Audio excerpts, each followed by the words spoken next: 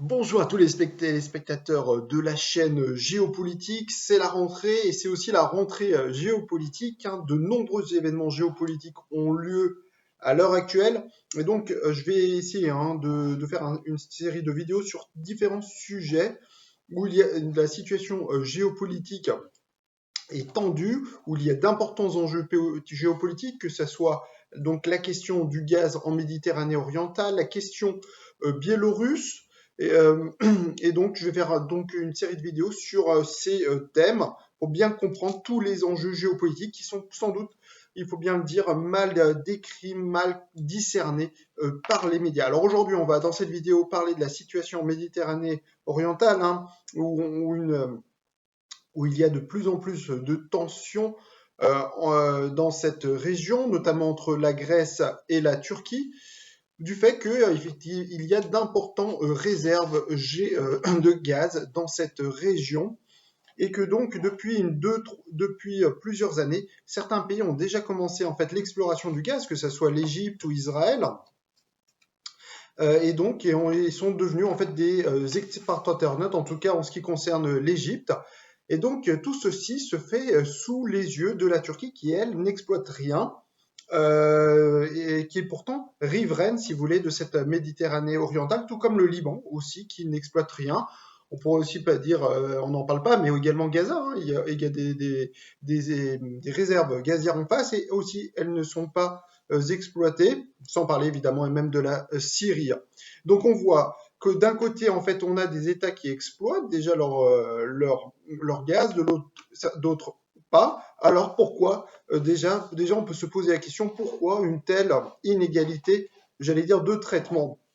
Alors il faut savoir que des pays comme la Grèce, mais également, si je ne me trompe pas, Chypre et l'Égypte, sont signataires de la Convention sur les droits de la mer. Et donc à ce titre, ils utilisent en fait la Convention de la mer qui donne ce qu'on appelle des zones économiques exclusives d'une portée de 200 000 nautiques. Donc utilisant en fait cette convention sur le droit de la mer signée en 1982, le 10 décembre 1982, dans la ville de Montego Bay, en Jamaïque, si je ne me trompe pas.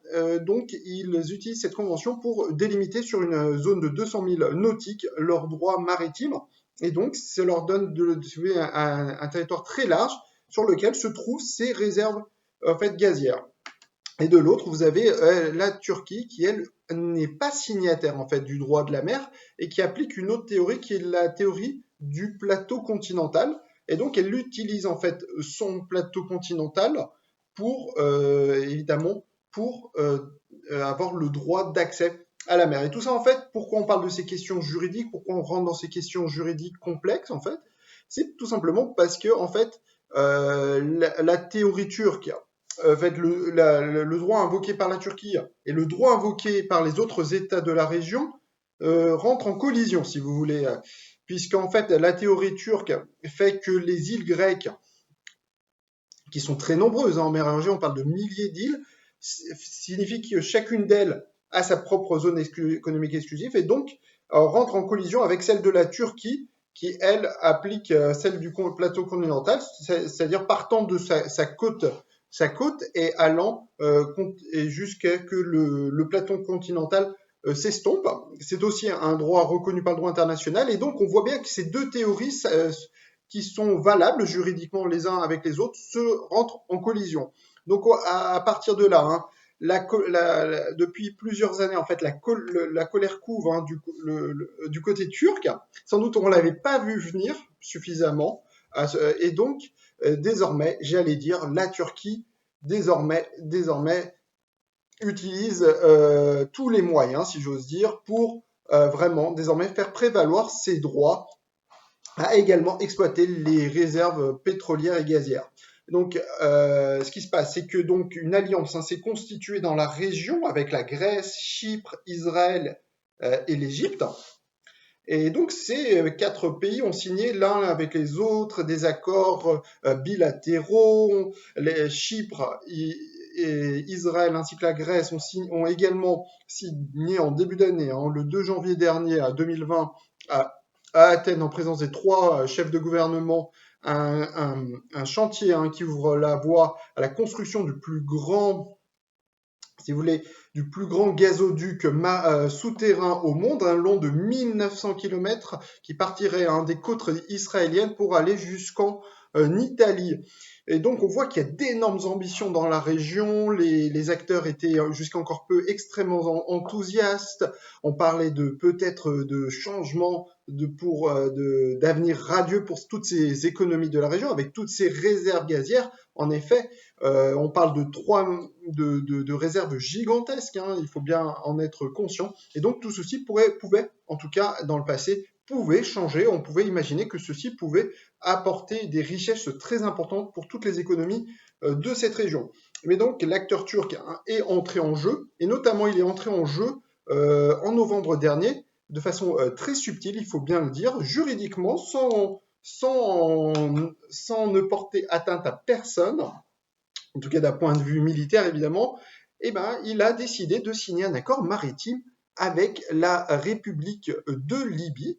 Et donc, désormais, ces deux États ont un accord maritime qui fait que ceci rentre en collision, en fait, si vous voulez, avec les droits de la Grèce, puisqu'en fait, en utilisant le plateau continental libyen et turc, désormais, les réserves se situant dans la zone de Crète, désormais, ne sont plus reconnues par la Libye et la Turquie. Donc à partir de là, évidemment, la Grèce a crié au scandale, a condamné cet accord maritime et a essayé de trouver la contre-attaque à cet accord maritime qui a été en fait de signer un accord maritime avec l'Égypte.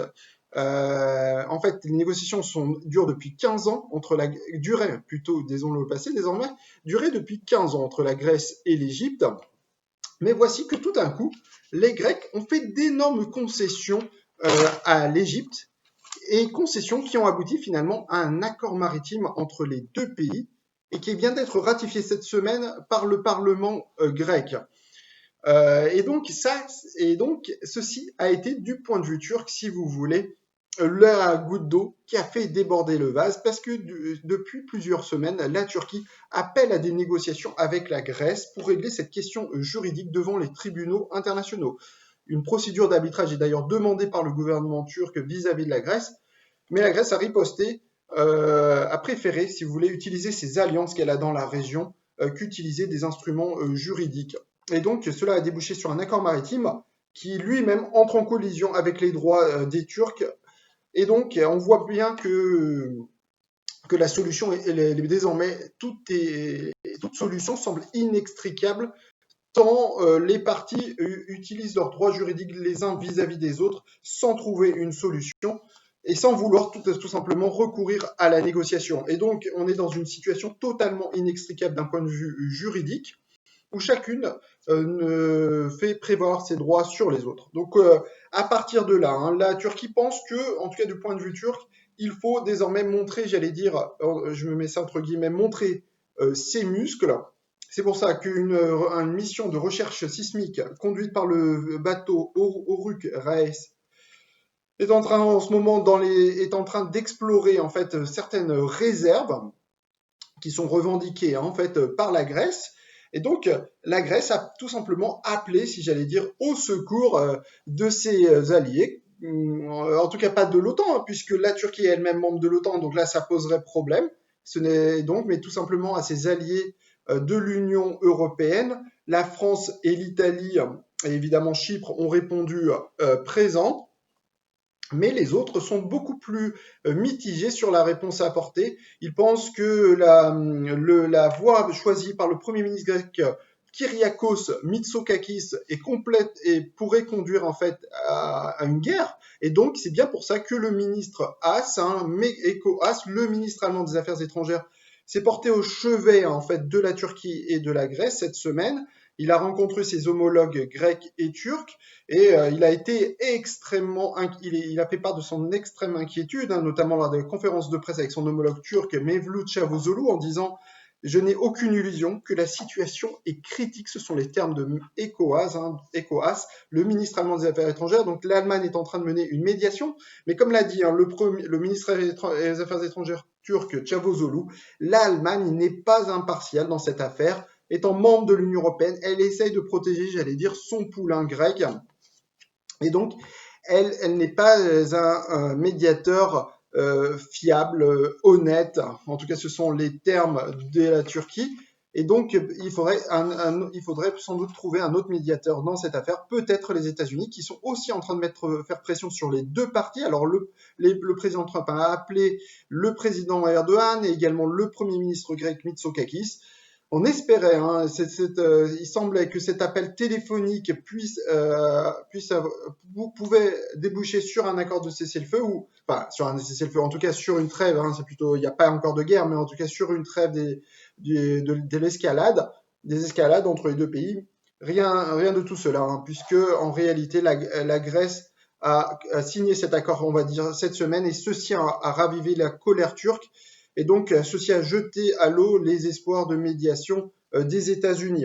Donc aujourd'hui, quelle est en fait la solution pour une trêve? Franchement, à ce stade, il est difficile de la trouver, même de l'imaginer, tant aujourd'hui les Grecs semblent tout faire pour empêcher les Turcs d'explorer, et du côté des Turcs, on essaye de tout faire pour désormais être le premier à explorer et mettre les Grecs devant le fait accompli qu'ils, désormais, si c'est trop tard, le